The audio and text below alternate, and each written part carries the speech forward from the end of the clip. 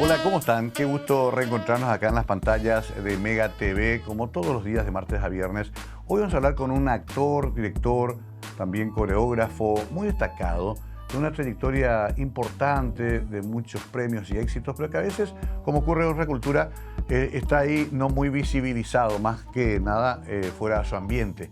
Por eso quisimos invitarlo hoy, porque es realmente una gran figura de las tablas en nuestro país. Él se llama Jorge Báez, lo conocemos hace muchos años y ha hecho una carrera de mucho esfuerzo que hoy queremos repasar. Primero con una breve semblanza y luego comenzamos a conversar la noche con nuestro invitado de hoy, Jorge Báez.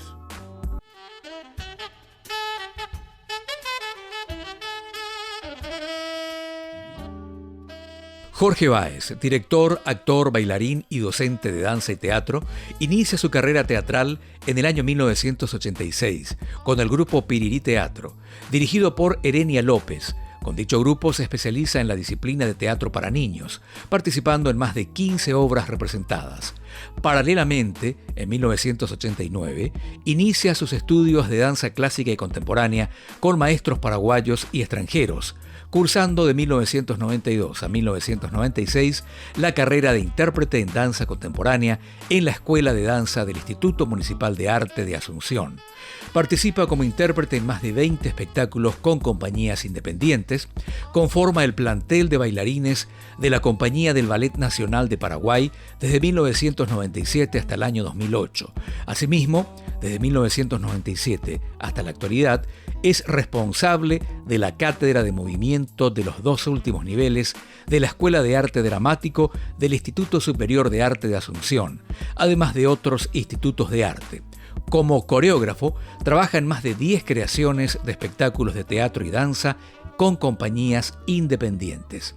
Con la Compañía del Ballet Nacional del Paraguay, en el año 2004, es el creador y director del espectáculo denominado Reuniones Secretas, intervención en el sitio histórico de la Casa de la Independencia, y en el año 2005 codirige para la compañía el espectáculo Iamay. Cursa seminarios de especialización en dirección teatral en 1995 con Nicolás Carter, Estados Unidos, en el 2001 con Alberto Cudapel, Chile, y en el 2005 con Luis Ibar en México.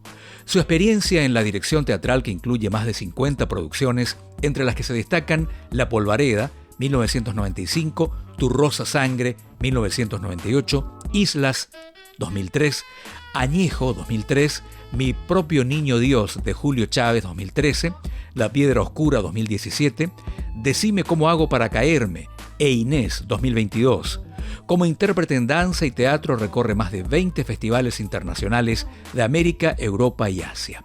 En 1991 y 1992 consecutivamente recibe el premio Mejor Actor de Reparto de dichas temporadas, otorgado por la revista Cartelera. En el año 2022 recibe el premio EDA en la categoría de Mejor Actor Protagónico. En el año 2017, auspiciado por la Secretaría Nacional de Cultura, estrena el material en videodanza titulado Liviano, con el que participa de concursos y festivales internacionales en San Francisco en el 2018, en Buenos Aires, Argentina, el 2019. Participa como actor en series televisivas de canal abierto, cortometrajes y largometrajes en cine como Misa Mereguá, 1994, Felipe Canasto, 2008, 18 cigarrillos y medio, 2010, y Yo Mujer Sola, 2010, y Gracias Gauchito, 2018.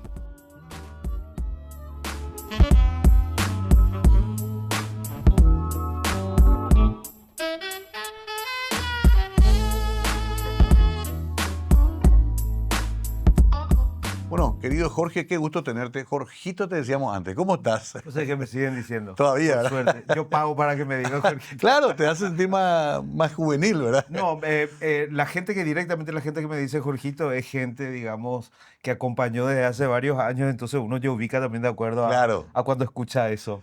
Claro, Me gusta estuve escuchar. repasando tu hoja de vida y sí, increíble, ¿no? Cómo se cruzan muchas historias. Hablábamos fuera de cámara de las épocas de la querida Herenia López, lo que significó toda esa revolución, en una época en que todavía estaba la dictadura, Jorge. Exacto. Yo comencé en el 86 Yo siempre cuento, y sobre todo en estos últimos años cuento más. Yo empecé en el 86 en el taller de teatro del colegio, cuando eso que dirigía Antonio Ayala, y directamente Antonio me lleva, digamos, a Pirirí Teatro, que estaba dirigido por Erenia, y era periodo de la dictadura. Sí. Entonces el teatro era como un espacio de resistencia, no era un espacio de otro tipo Distracción, digamos. de distracción. No quería usar esa palabra, pero sí. Pero Claro, no, el me enemigo acuerdo. estaba afuera, no estaba adentro. Sí. Yo siempre digo eso. Y Por eso, perdón, había censura sobre el teatro, sobre todo tipo de teatro. Absolutamente. Había mucha visión ahí de control, ¿no? absolutamente, o sea, Arlequín tiene sus anécdotas Sí. de cuando hacía cuando hacía su emblemático Hamlet, Sí. cuando hacía Bernarda Alba, Sí, sí. se asumía, Las digamos, troyanas. la figura de las troyanas, Sí.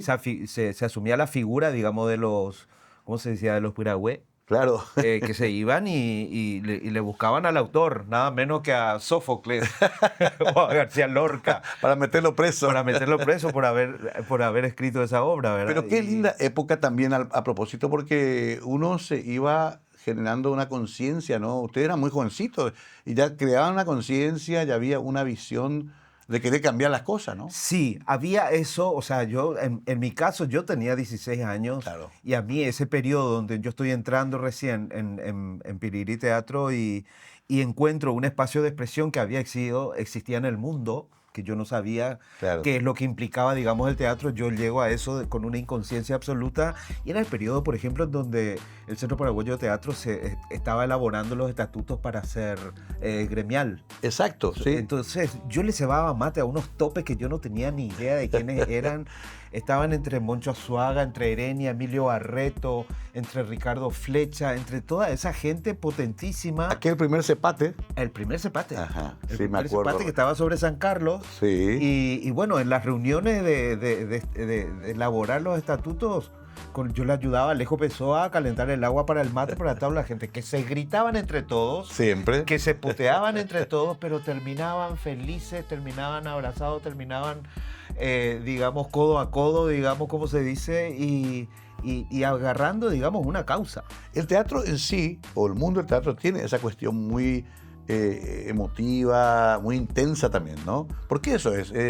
Es como que viven todo a 1000 revoluciones por minuto. Y A veces sí. se pelean mal, después se reconcilian bien. Y Hay de todo, ¿no? Lo que pasa es que el teatro pone el cuerpo, digamos, como escudo Claro. y como el instrumento de trabajo, y es lo más permeable y es lo más vulnerable. O Mm. sea, todo resentimiento, toda frustración, toda alegría, todo goce, toda exaltación, Mm. todo pasa por el cuerpo, que es el instrumento que se pone a disposición, digamos, para el trabajo, y eso le vuelve como más vulnerable, digamos. Sí. De hecho, al- hay mucho componente de psicoanálisis, hay mucho componente de autoestudio personal, ¿verdad? En el teatro. Ahora, que me sorprende que hiciste eso, pero enseguida fuiste saltando ya a otras cosas. El Supremo, por ejemplo, ya participás vos también. Sí, sí, sí. O sea, Sí, sí, sí. no es que te quedaste con el primer teatro infantil callejero, que habrá sido muy importante, pero ¿cómo fue esa evolución hacia otros formatos? Yo creo que fue inconsciente o en todo caso fue gradual Mm. y no me iba midiendo ni mucho menos calculando. Mm. Era un periodo, digamos, en donde, como estábamos diciendo recién, era un espacio de resistencia y era un espacio de fe y de poner, si estabas en el interior es porque había algo que te sostenía ahí. Claro. Y sí, estaba el teatro para niños. Después estuvo el Departamento de Teatro de la Católica, que fue otra movida muy importante. Después vino Yo el Supremo. Y después vinieron muchas otras cosas también. Mm. Después vino la danza, por ejemplo. Eso quiero entrar después porque es increíble todo, cómo desarrollaste toda una carrera como actor, pero también como bailarín, coreógrafo, pero en serio, o sea, estudiando, haciendo toda la academia, haciendo todo el ritual, digamos, de un bailarín profesional que lo Más sos. que ritual, integrando la compañía del Ballet Nacional durante Exacto, 14 años. 14 años. Sí, sí, Eso sí. me impresiona, pero eso quiero mí dejar para un también. capítulo aparte, me imagino. Pero lo otro, a ver, ¿quiénes formaban parte de tu educación como actor? Así maestros, ¿hiciste academias formales o fuiste aprendiendo a los golpes? No, mira, y sigo formándome. Yo no puedo negar, o sea, Antonio Ayala fue un gran una persona hermosa, digamos, Un iniciador, que prácticamente. fue el que me agarró de la mano, digamos, porque aparte él tenía la responsabilidad de llevarme al mundo del teatro, estando yo en el colegio todavía. ¿En qué colegio estabas? Yo estaba en el experimental, en el CPP. Sí, en el CPP, sí. Entonces, él estaba como coordinador pedagógico, él siendo integrante de la compañía de Piriri Teatro, él me lleva, digamos, a hacer teatro más, entre comillas, profesional, ¿verdad? Erenia López, digamos, que se encarga, digamos, de todos los primeros años de generar esa mística, esa mística del teatro independiente, de encargarte de limpiar, de lavar tu vestuario, de cada... Una vez por semana cada uno era responsable de limpiar el espacio de ensayo. Y eso va generando, digamos, una escuela que hoy por hoy se valora muchísimo. Sí, se valora muchísimo. Son muy pocos hoy los que pueden llegar a decir que están teniendo, digamos, esa vida de entrenamiento, de colectivo, en donde cada uno se hace cargo, digamos, del material de uno. Y eso es una escuela...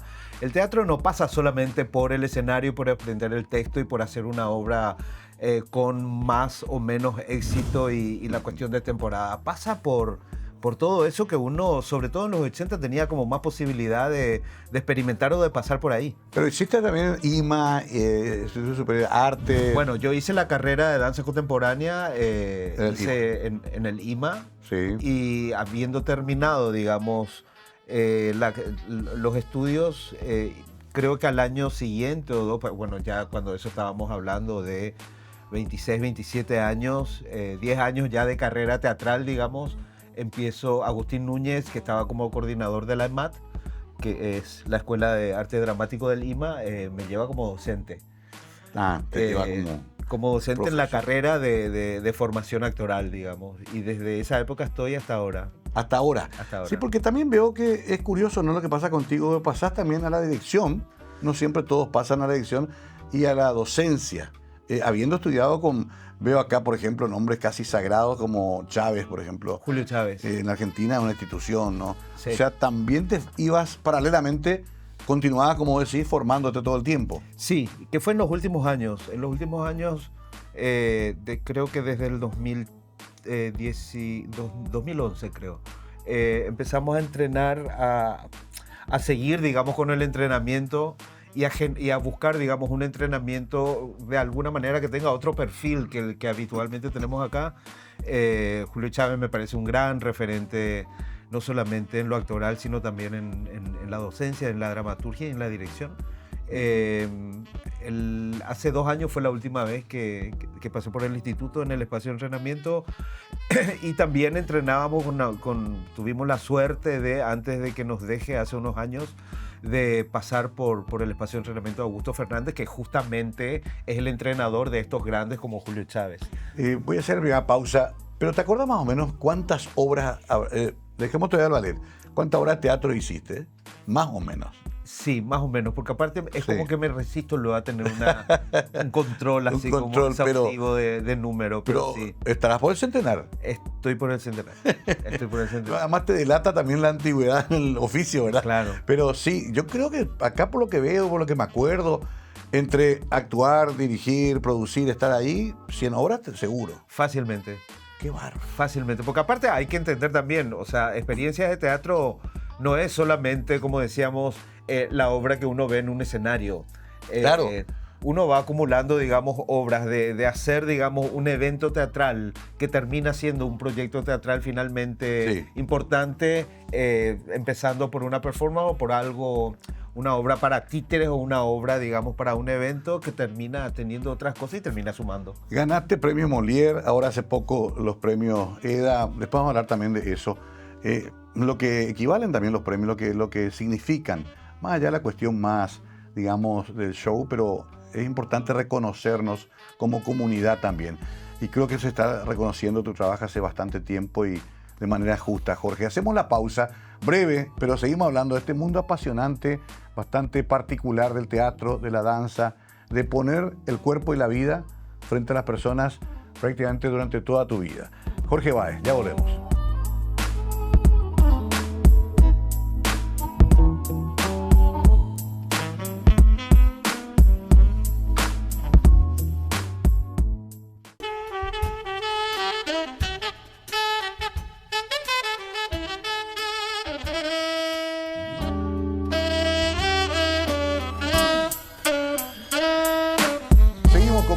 esta noche con Jorge Báez. Un gusto realmente, porque hace rato que no hablamos, siempre nos cruzamos por ahí. Vos sos muy contemporáneo de Tana, de Juan Carlos, de todo ese equipo también, ¿eh? Sí, por suerte. Alta producción. Veo que en televisión también hiciste unas cuantas cosas. Mis Averiguá inclusive. Estuvimos en Mía Averiguá, yo no estaba muy consciente, digamos, de lo rico y de lo importante que terminó siendo esa experiencia. Claro. Porque se estaba volviendo al cine después de muchos años, creo que Cerro Corá fue lo anterior. ¿Cierto? Y en el 93 fue Mía Averiguá. Sí, increíble, pasaron 30 años, pero quedó como un hito, porque no nos hacían películas en celuloide en Paraguay, ¿verdad? No, por eso se estaba viniendo de un periodo en donde sí había series de televisión, por ejemplo. Cierto. En cuanto a audiovisual, había como muchas producciones. Ray Armel, Hugo Amarra, producían Juan Carlos Maneglia mismo, que generaba unos cortos independientes, él solo, digamos, que después terminaron marcando todo un hito también, pero de cine, digamos, razón por la cual me parece que Mija Averiguá le convoca, digamos, a todo un panteón nacional del teatro, Cierto, ¿verdad? Sí. Porque estaban, digamos, todos los grandes ahí y nosotros ahí alrededor sateliteando esa experiencia hermosa. Sí, y después, claro, en televisión también, unitarios, series, siempre estuviste un poco ahí también, pero quiero pasar al baile, a la danza, a la coreografía. ¿En qué momento vos dijiste, espera, yo también quiero esto? Bueno, la danza como lenguaje enamora. Yo empecé a tomar clases estando en Pirirí Teatro, porque en Pirirí Teatro me obligaban a que tome clases de danza, porque todos los espectáculos, digamos, tenían algo de musical y tenían en un momento dado del proceso, digamos, que aprender algo. Me piden a mí, Erenia me pide cuando eso que yo tome clases de danza para entrenarme en eso.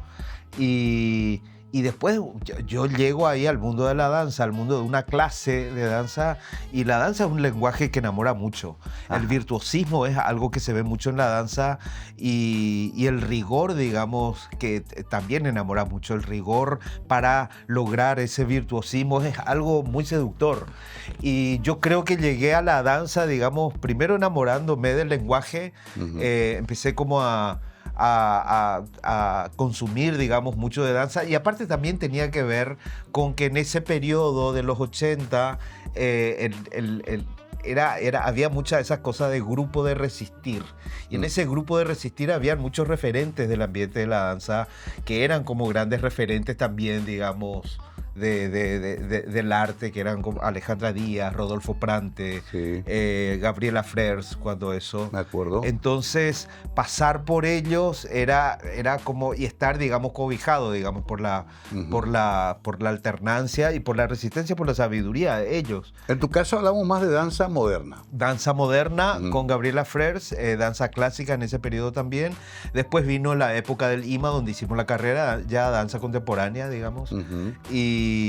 Y después de eso, bueno... ¿Quién estaba ahí? Carmiña Martínez. Ahí, cuando eso tuvimos la suerte de que la Escuela de Danza del IMA esté dirigido, digamos, por Carmiña Martínez, Dominique Fontiumen y Mario Bugueño, que era un maestro chileno. Chileno, sí. Recuerdo una época interesantísima también. Pero bueno, haces todo el recorrido entonces de lo que... Claro, y después de eso viene ya cuando había material y había lenguaje, digamos, y había cierto trabajo en técnica, me animo inconscientemente siempre de audicionar para integrar a la compañía del Ballet Nacional. La época del Ballet Nacional, cuando la directora era Graciela Mesa. Ah, Graciela, claro. Entonces era como un lujo y era como un privilegio llegar a integrar. Y bueno, quedé y estuvimos sin pestañear. Pasaron 14 años estando integrando la compañía. Con Graciela, con Carmiña, fuimos todos a Sevilla 92, creo. Fue una representación excelente de Paraguay. Exacto. En los espectáculos de la Expo Sevilla. Y sí, y se tuvo mucha presencia internacional en esa época dentro del Ballet Nacional. Bueno, lo de Sevilla fue todo un evento. Sí. Yo creo que cuando vuelvo de ese viaje fue la única vez que mis padres, por ejemplo, que siempre hay como una lucha, así como al principio de no te dediques a esto, la arquitectura es mejor. Fue la primera vez que, claro, el hijo salió en una transmisión Vía satélite. Vía satélite, ¿entendés? Entonces fue todo un evento. Y Sí. para nosotros también fue un evento hermoso. Para todos nosotros, sí, una experiencia extraordinaria, pero digo, se pudo llevar una representación muy digna, ¿no? ¿De qué te reís? Me río mucho del viaje de la delegación paraguaya por LAM. Sí, fuimos toditos por Eso, de esa madrugada. Sí. Eso no fue tan digno, digamos, pero fue una celebración hermosa. Claro. Pero sí, en serio, el evento fue magnífico porque yo creo que en el mundo era un evento importante y formar parte, digamos, de eso con una representatividad me parece que muy importante. Yo creo que... Sí. Sí, ahora que me acuerdo porque fuimos todos mezclados, la orquesta sinfónica, el ballet. Pero faltaban que vuelen gallinas Sí, en el vuelo esa noche. Vos veías Sarán, veías Vocal 2. A los bailarines folclóricos sí. con las azafatas, no, estaban todos mezclados. Era genial. Y bueno, y éramos además muy jóvenes, ¿verdad? Y disfrutábamos de ese momento. Pero sí, a ver, hiciste todo eso, me nombraste gente muy importante, pero vos mismo te metiste hasta el caracú de lo que es. Tal es así que no sé si la parte teatral y la parte coreográfica está como equilibrada en tu caso. Ambas son igualmente importantes, creo. Sí, ambas son, pero convergen y se encuentran en el escenario, Mario. Ajá, okay. Y al final el escenario lo que te pide y lo que tiene de atractivo y de hermoso esto es que te pide hacer escenas. Uh-huh. Entonces la danza y el teatro hacen escenas y la ficción y todo lo que implica, digamos, tener ese espacio de expresión, terminan nutriéndose de las dos, claro, de las dos disciplinas. A ver, qué bueno que tocaste eso. Para nosotros los neófitos siempre debe ser un misterio. ¿Por qué y cómo la danza cuenta cosas, argumentos, genera emociones?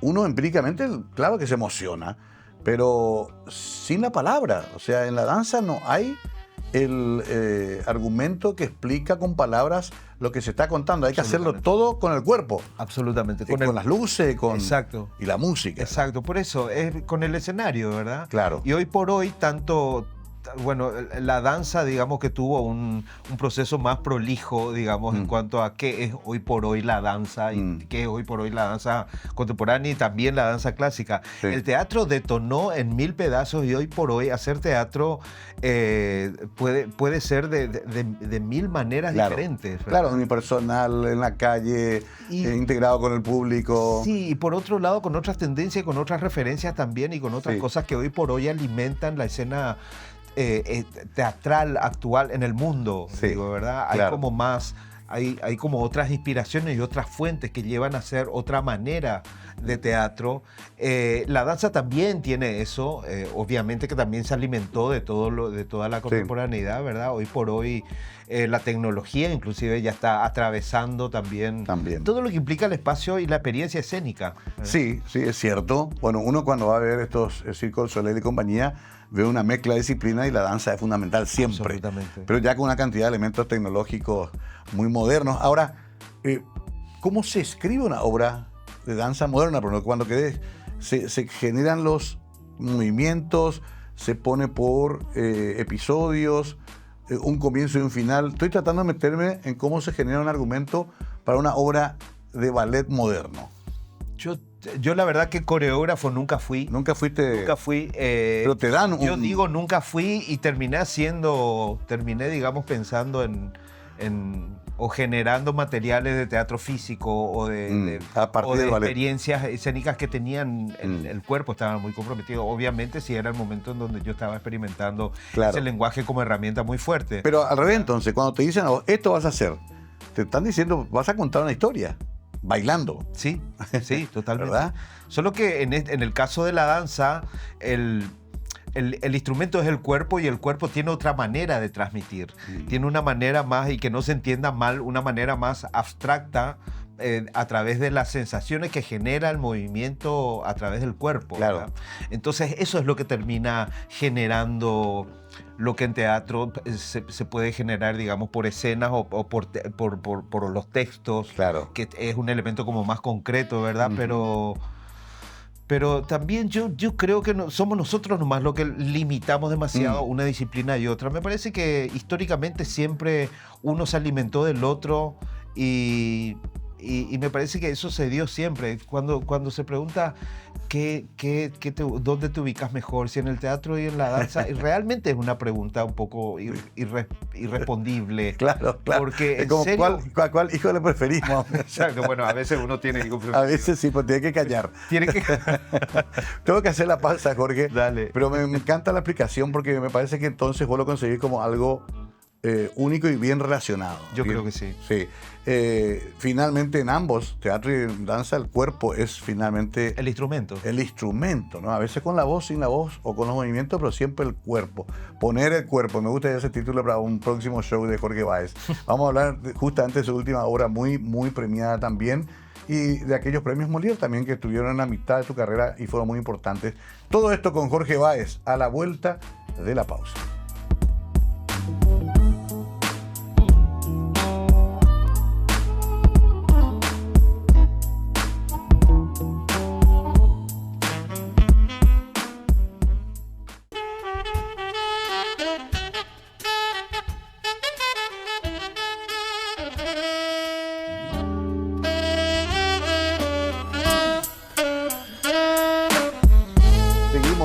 Jorge Báez, un muchacho que bien baila, también podemos poner como título. Jorge, me quedé pensando en esto. Tengo mucha gente amiga que gusta ir al teatro, que va, pero me dice, era musical la obra, como diciendo, o la película también me dice, es buena, pero es musical, cantan ahí en el medio de una escena. Todavía tenemos una relación difícil con los musicales, ¿verdad? Es como que nos cuesta aceptar que el mundo del teatro puede ir al musical, el cine también, y lo que vos decías, la danza también puede. Esa mezcla de disciplinas parece que a alguna gente le molesta. Sí.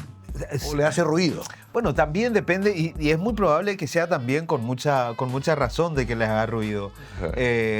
Hay como... Conocemos muchos intentos, y es lo que el público termina consumiendo, muchos intentos, digamos, de que estos lenguajes se entrecrucen, digamos. Sí. Y a veces funciona muy bien y a veces no. Igual no podemos negar, o sea, en el mundo existe la disciplina de la comedia musical, que claro, son grandes producciones, y esos no son tanteos, esos son claro, hermosas experiencias que te atraviesan como espectador.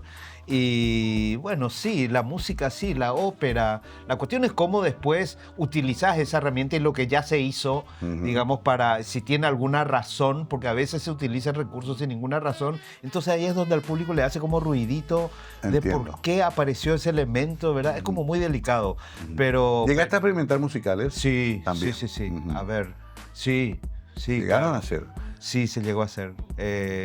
Y también... Pero tiene que estar, lo que entiendo por lo que decís, tiene que estar justificado eso, ¿no? Y yo creo que sí. No es parar la obra, cantar algo y después seguir. Y no, porque a veces también se dan de esa manera, sí, porque para el director tiene una razón y tiene una coherencia. Entiendo. Y el público después termina como consumiendo otra cosa y no pilló cuál fue como la organicidad por la cual apareció ese elemento. Claro. Entonces hace como ruidito, por eso decía de que a veces, bueno, el ruidito que le hace al público está fundamentado también. Sí. Pero para mí es importante el por qué. El por qué utilizas ese recurso. Bueno, Amor sin barreras, La La Land, a mí me fascinaron.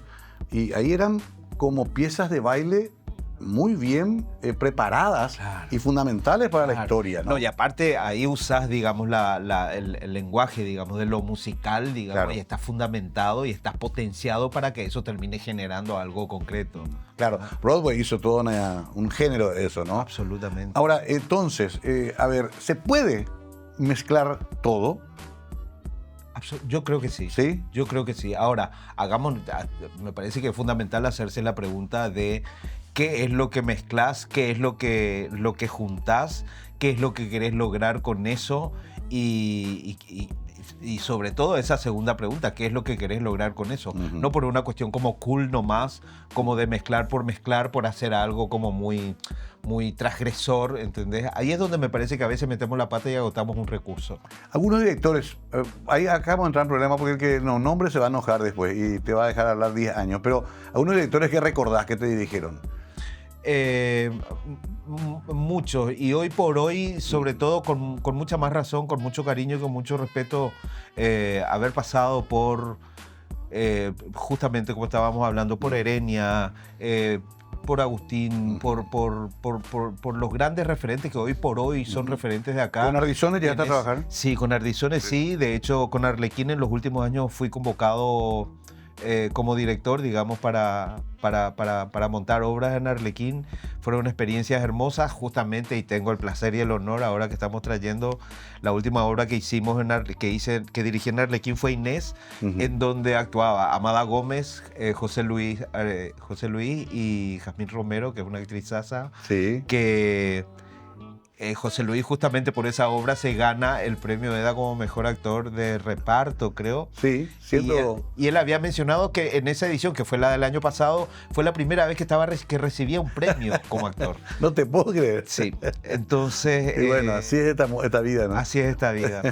Ahora, a ver, el director, cuando ustedes van a una obra, ¿qué es lo que trabaja el director con el actor? ¿El parlamento, lo gestual, se repasa el guión? ¿Por dónde se empieza? ¿Cómo es esa relación con el director?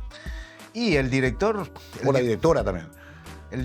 La dirección tiene esa responsabilidad, digamos, de levantar una catedral.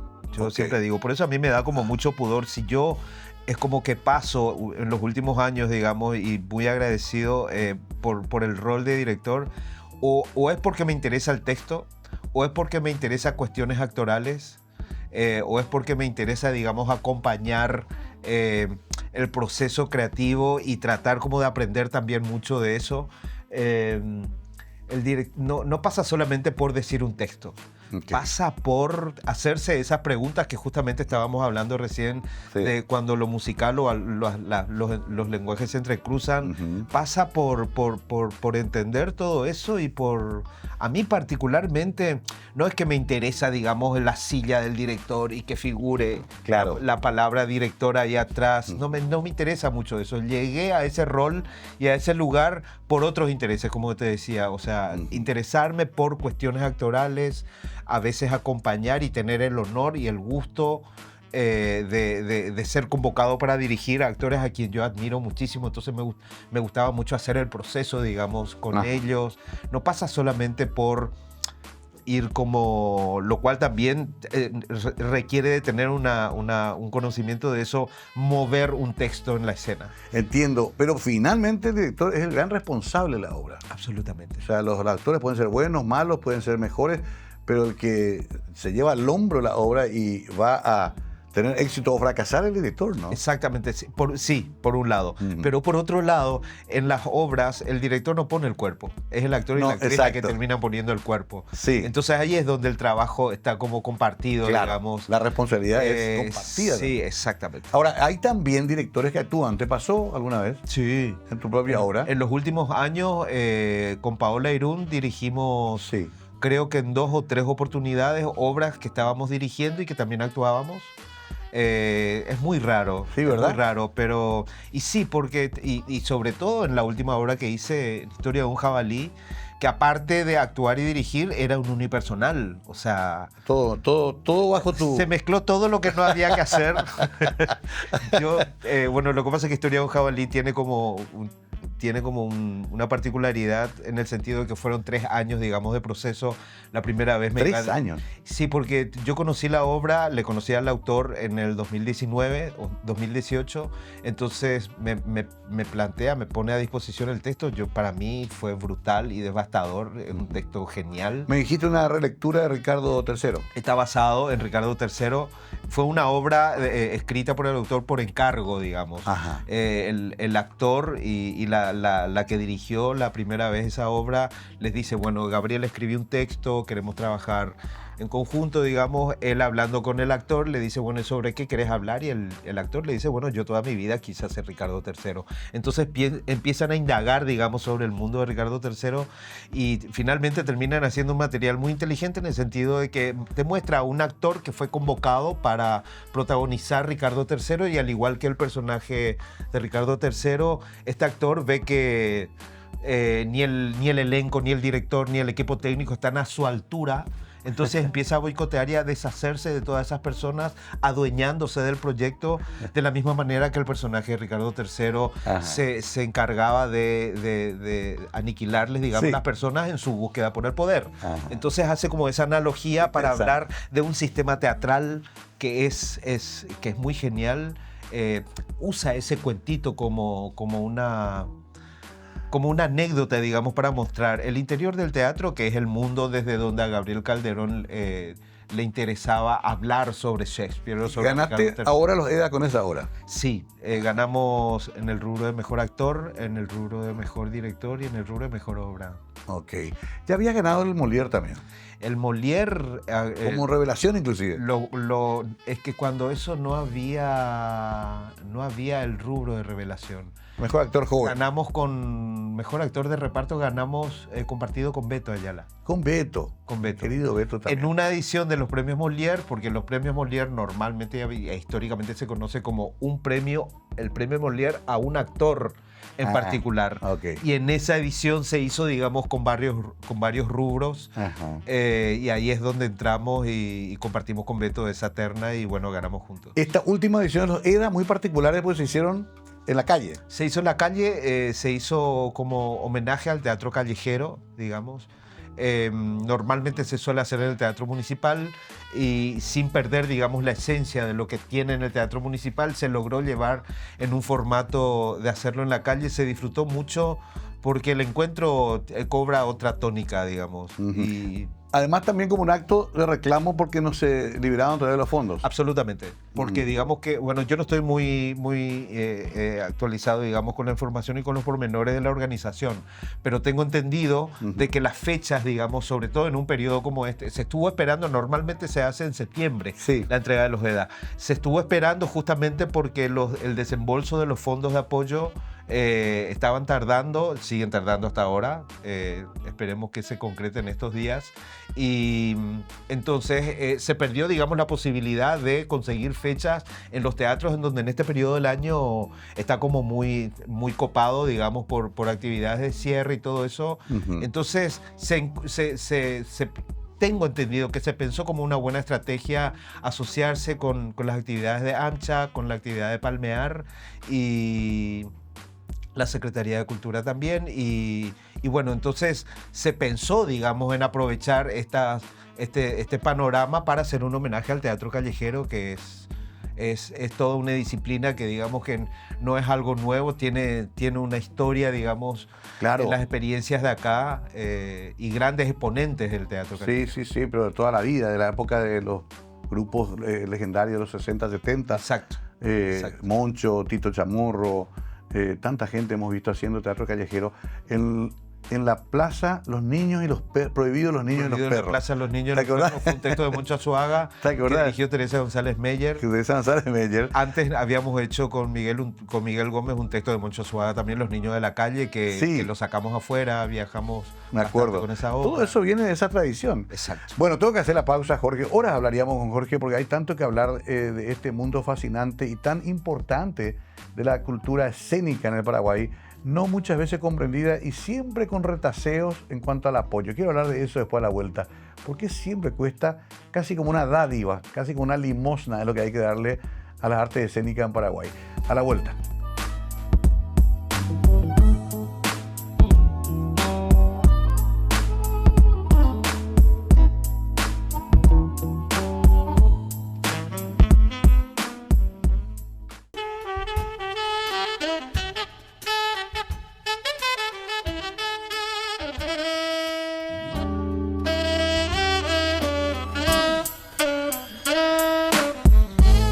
El programa rápidamente porque son tantos temas los que hemos tocado, recordando a tanta gente importante con Jorge Báez, que nos va a quedar corto el tiempo, pero dejé un tema picando que a lo mejor no es el más agradable, pero es necesario también tocarlo, aunque sea brevemente, que es la incomprensión de la burocracia, sobre todo pública, con respecto a la importancia de la cultura, Jorge. Es una lucha de años. A mí me ha tocado estar en el mostrador también y entendí que no es fácil. Pero siempre esto se atrasa en los fondos, los auspicios en el sector privado cuesta cada vez más, antes había más, ahora menos. Es como que se cree todavía en el imaginario de cierto sector de poder en Paraguay que la cultura es algo superficial, superfluo, casi una especie de artículo medio no muy necesario. Es como un llaverito. Exacto. Que podría estar o no. Exacto. Sí, sí, es verdad. Yo creo que es considerado de esa manera y eso lleva como consecuencia, digamos, pensar en que el apoyo a través de estos fondos de apoyo, digamos, a la cultura, son como... yo estaba pensando y yo creo que llevé, digamos, en una de las veces que me tocó retirar un premio de los EDA en esta edición, hablar justamente de eso. Yo decía, o sea, hay que entender, digamos, de que estos fondos de apoyo a la cultura no es una regalía, no es un premio, es una responsabilidad, digamos, que cualquier gobierno municipal o nacional debería darle prioridad porque tiene que ver con el desarrollo, digamos, cultural. El ir al teatro es un derecho cívico. Claro. No es un... Por eso a mí me pica mi ropa a veces cuando escucho esa frase de apoyemos a lo nacional y vayamos al teatro, ¿entendés? No es un espacio de beneficencia. Claro. Es un derecho cívico que tiene el ciudadano o la ciudadana de ir al teatro, de consumir eso. Claro. Y eso tiene que estar, digamos, y eso tiene que tener una calidad. Y me parece que trabajar para que las condiciones estén... tiene que ser considerado también por estos apoyos. Entonces no es una regalía, no es un premio, no es, bueno, te vamos a dar esto porque... Para que sigas jugando para que sigas jugando, digamos, al escenario. Esa visión es muy grave. Está pasando mucho con los gobiernos neoliberales que se están instalando en el continente. Sí. Me dolió mucho, por ejemplo, cuando el gobierno Milei dijo, no, hay películas que se fueron muy poca gente, ¿para qué apoyarlas? Sí. Pero sobre esas películas después aparecen las otras películas que llegan a los premios Oscar, qué sé yo, que llegan a los grandes reconocimientos. O sea, creer que es un tema mercantil nomás, que el teatro que tiene más gente tiene que ser premiado. Eso sí es considerado, el que no tiene tanta gente no. Y no es así, ¿no? Es muy terrible cuando eso apareció porque todo fue calificado y todo fue, digamos, resuelto por la cantidad de personas que fueron. Y es muy cruel y es muy pacato también pensar de esa manera. Me parece que también, más allá del derecho que vos mencionabas, también necesitamos identificarnos nosotros con lo que pasa en el teatro, en el cine, en el audiovisual, hasta en la música, ¿verdad? Que a mí, vos sabés que apoyo mucho. Yo me identifico más con lo que me dice una canción de Pura Hey Soul, Desapego, que con mis amados Beatles, porque me cuenta más, Miguelito y esta chica Higgs me cuenta más lo que a mí me pasa con el desapego, ¿no? Y con el teatro pasa lo mismo. Sí. O sea, son cosas nuestras finalmente, aunque sean las troyanas. Exacto. Pero una visión nuestra de las troyanas, ¿no? Eso es lo que cuesta que entiendan las autoridades. No, y aparte... Sí, hay mucho y es una herramienta, digamos, que es muy potente, es muy importante, digamos, para... Yo la otra vez decía también esto que me parece que tenemos que empezar a pensar y tenemos que empezar a ver, y esto tiene que ver con el tema de los fondos y darle importancia, digamos, tenemos que empezar a pensar de algo que me parece que es fundamental en esto, de que no es que somos mejores personas porque consumimos cultura o porque tenemos arte, pero la vida... nuestra vida es mucho mejor si llegamos a tener arte.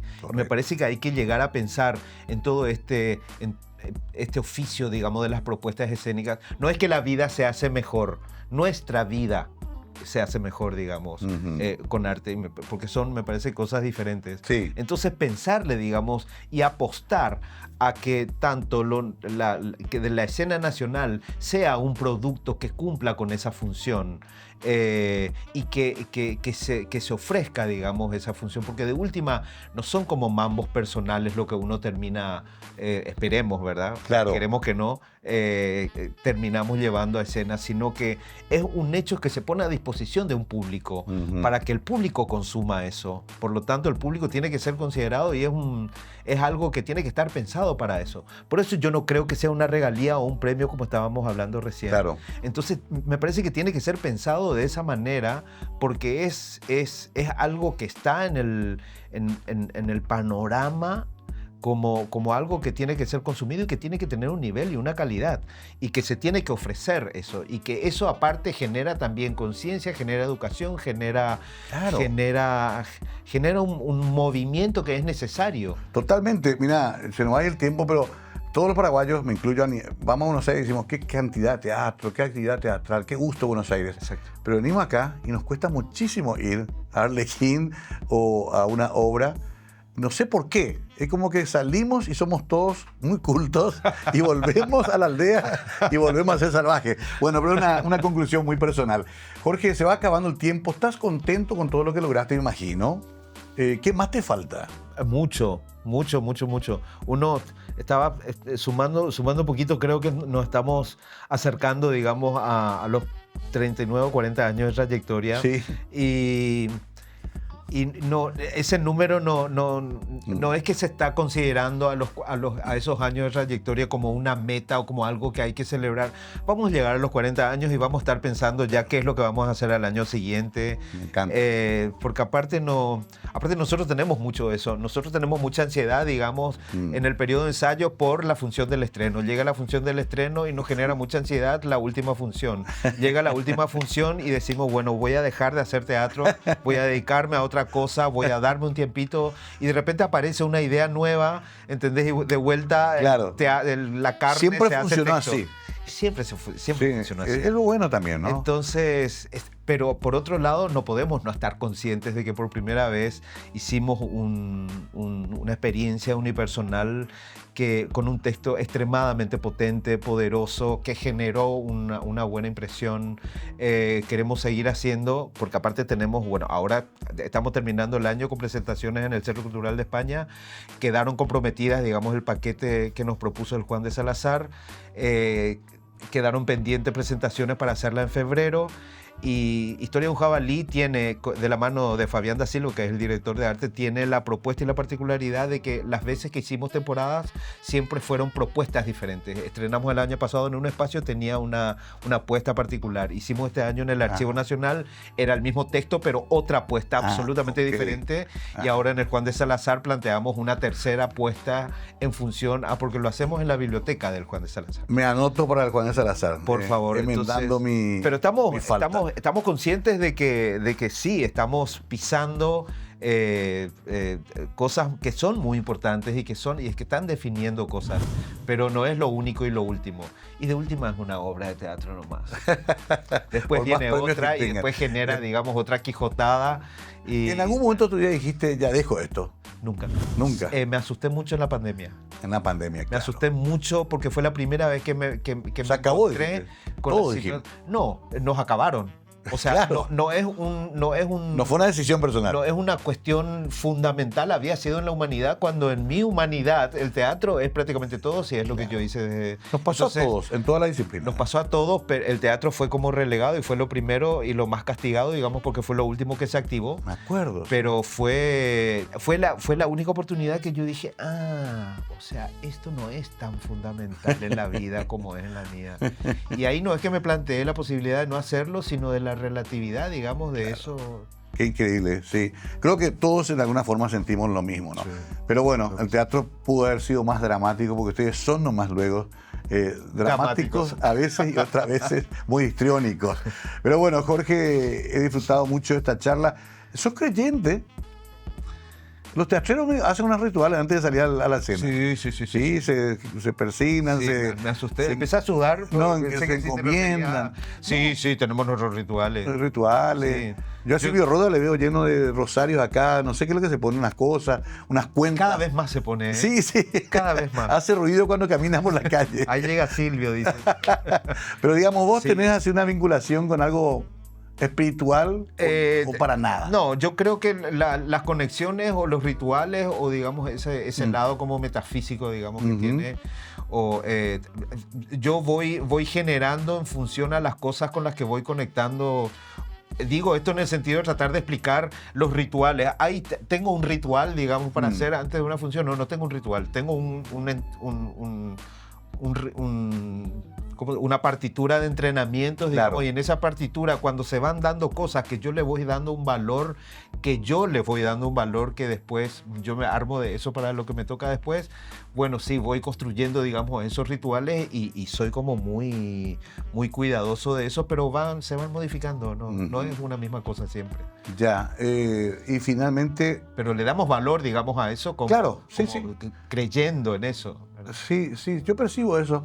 Lo siento, hecho seres muy espirituales a muchos actores y actrices que conozco, más allá de que practiquen una religión formal, ¿verdad? Eso es lo de menos. Ahora, y finalmente, si hay un chico, un Jorgito Báez que está ahora saliendo del colegio y le gusta el teatro y está entrando en ese mundo, ¿qué le dirías ahí en esa cámara? Que no se precipite, que no piense que todo no tiene sentido. Yo hice como los primeros años, hice de una manera muy inconsciente y con mucho privilegio, muy bendecido, digamos, porque todo me iba saliendo bien, y todo me iba saliendo bien porque yo estaba encontrando y descubriendo algo que existía en el mundo, que es el campo de la expresión. Entonces, que siga, que disfrute, que sea así de inconsciente, que no se haga muchas preguntas y que se tire a la piscina sin protección, porque eso después va a ser lo que la tabla de salvataje que vas a agarrar toda tu vida. Lindo, me gusta. Aunque te digan, estás loco. Sí, seguí ingeniería. Hasta que uno mismo se dice, inclusive, estás loco, y sí, estoy loco. Bueno, Jorge, disfruté muchísimo esta charla. La verdad que nos debíamos de encuentro.